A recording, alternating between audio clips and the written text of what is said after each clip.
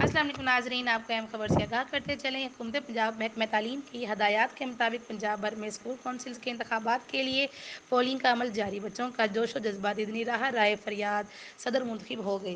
حکومت پنجاب محکمہ تعلیم کی ہدایات پر آج پنجاب بھر کے دیگر شہروں کی طرح حویلی لکھا میں بھی طلبہ کے الیکشن کا انعقاد کیا گیا ہے۔ اسکول کونسل کے یہ انتخابات جنرل الیکشن کے طرز پر منعقد کیے گئے ہیں۔